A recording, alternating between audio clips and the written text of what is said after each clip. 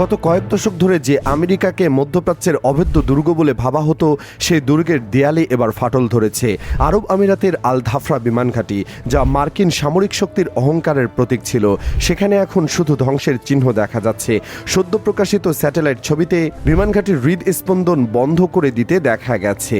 বিশাল এক বিস্ফোরণের গর্ত, এক মুহূর্তের মধ্যে ধূলিসাৎ হয়েছে তাদের সুরক্ষা বলয়। ইরান তাদের সর্বাধুনিক ব্যালিস্টিক মিসাইল খোররাম সহ 4 দিয়ে এমন এক আঘাত এনেছে যা শুধু মাটি খুঁড়েনি, খুঁড়েছে আমেরিকার আকাশ ছোঁয়ার দাবিটাও। এই হামলায় স্পষ্ট হয়ে গেছে যে মরুভূমির বুকে আর কোনো আমেরিকান ঘাঁটি অবশিষ্ট নেই। ছবিতে দেখা যাচ্ছে রানওয়ের পাশে তৈরি হয়েছে বিশাল গর্ত, চারপাশে ছিটকে পড়েছে মিসাইলের শার্ডনেল। এটা সাধারণ কোনো হামলা ছিল না। ইরানি সূত্র জানাচ্ছে তারা এই হামলায় ব্যবহার করেছে তাদের সবচেয়ে ভয়ঙ্কর অস্ত্র খোররাম শহর 4।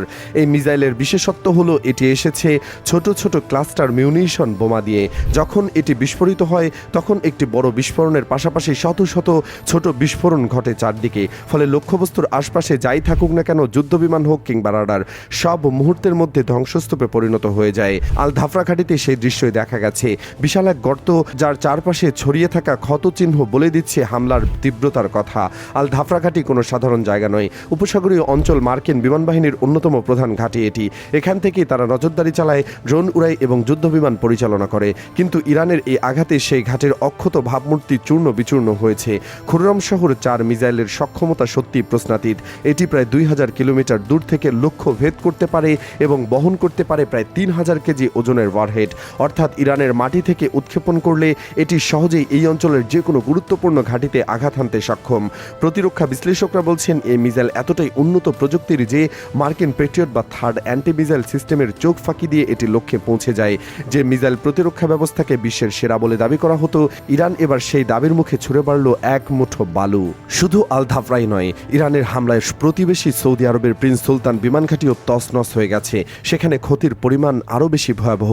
মার্কিন বিমান বাহিনীর লজিস্টিক মেরুদণ্ড বলে পরিচিত KC-135 জ্বালানি ট্যাঙ্কার বিমানগুলোকে এই হামলার মুখে পড়তে হয়েছে। খবরে বলা হচ্ছে কমপক্ষে 5টি ট্যাঙ্কার বিমান এই হামলায় ক্ষতিগ্রস্ত হয়েছে। এই বিমানগুলো সাধারণ আকাশে উড়ন্ত যুদ্ধ বিমানগুলোতে জ্বালানি সরবরাহ করে। এগুলো ধ্বংস হওয়া মানে হলো আমেরিকার যুদ্ধ বিমানগুলো এখন আকাশে বেশিক্ষণ থাকতে পারবে না, দূরবর্তী লক্ষ্যে হামলা চালাতে পারবে না, যাতে তাদের হাত পা বেঁধে দেওয়া হলো। একজন মার্কিন কর্মকর্তা জানিয়েছেন যে হামলার সময় বিমানগুলো টারমার্কে দাঁড়িয়েছিল, কিন্তু ইরান সেগুলো সম্পূর্ণ ধ্বংস করেনি। তারা লক্ষ্য করেছে তাদের অপারেশনাল সক্ষমতা কমিয়ে দিতে। কোনো মার্কিন সেনার প্রাণহানি ঘটেনি, কিন্তু তাদের যুদ্ধ করার ক্ষমতা নাকচ করে দেওয়া হয়েছে। এটাই হলো কৌশলগত যুদ্ধের সফলতা। গত কয়েকদিনে ইরাক ও সৌদি আরব একই ধরনের হামলায় মোট 7টি জ্বালানি ট্যাঙ্কার বিমান অচল হয়ে গেছে। এর মধ্যে ইরাকের পশ্চিমাঞ্চলে একটি বিমান বিধ্বস্ত হয়েছে, যেখানে 6 জন ক্রু নিহত হয়েছেন বলে খবর পাওয়া গেছে। দীর্ঘদিন ধরে আমেরিকা মনে করত তাদের প্রতিরক্ষা ব্যবস্থা এতটাই শক্তিশালী যে কেউ তাদের স্পর্শ করতে পারবে না, কিন্তু ইরানের এই সুনির্দিষ্ট হামলা প্রমাণ করে দিয়েছে যে তাদের সেই আত্মবিশ্বাস এখন ভুল প্রমাণিত হয়েছে।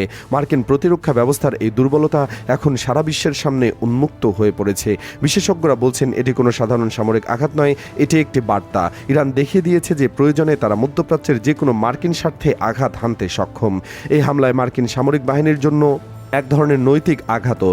তারা যে ফাঁদ পেতেছিল ইরানকে আটকানোর জন্য, সেই ফাঁদেই তারা এখন নিজেরাই পা দিয়েছে। এই ঘটনার পর সোশ্যাল মিডিয়ায় তোলপাড় শুরু হয়ে গেছে। সাধারণ মানুষ বিস্ময়ে হতবাক। অনেকে প্রশ্ন তুলেছেন, যদি বিশ্বের শক্তিশালী দেশের ঘাঁটিও নিরাপদ না হয়, তবে সাধারণ মানুষের নিরাপত্তা কথায়। একটি জনপ্রিয় সোশ্যাল মিডিয়া পোস্টে বলা হয়েছে, ইরান শুধু মিসাইল ছড়িয়েনি, তারা ছড়িয়েছে আমেরিকার ঔদ্ধত্যের দিকে একটি চ্যালেঞ্জ।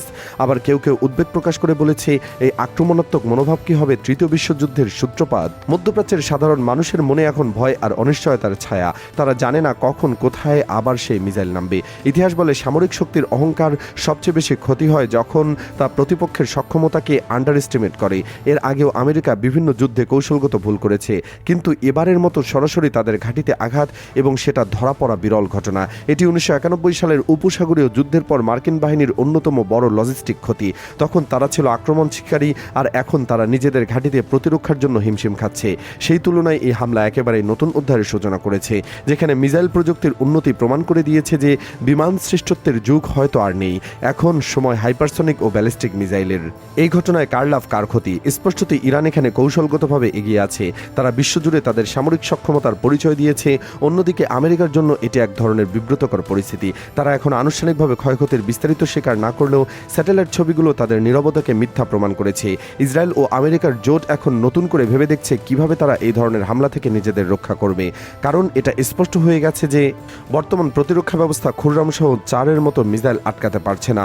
এখন প্রশ্ন হলো আমেরিকা এই চ্যালেঞ্জের জবাব কিভাবে দেবে? তারা কি পাল্টা আঘাত হানবে, নাকি কৌশলগতভাবে পিছু হটবে, নাকি এই নীরবতা আসলে প্রলয়ঙ্কারী ঝড়ের আগের স্বাভাবিক পরিস্থিতির মতো?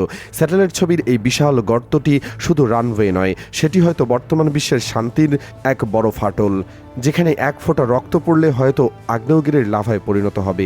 কে জানে, হয়তো এই মুহূর্তে কোথাও না কোথাও লক্ষ্য নির্ধারণ করা হচ্ছে নতুন কোনো ঘাটির দিকে। যুদ্ধের দামামতো বেজেই চলেছে, এখন শুধু দেখার বাকি এই অনিশ্চয়ত অধ্যায়ের শেষটা কোথায় গিয়ে ঠেকবে। আপনার কি মনে হয়, আমেরিকা ইরানের এই চ্যালেঞ্জ উপেক্ষা করতে পারবে, নাকি মধ্যপ্রাচ্যের মানচিত্র এবার বদলে যাবে? উত্তরটা সময় বলে দিবে।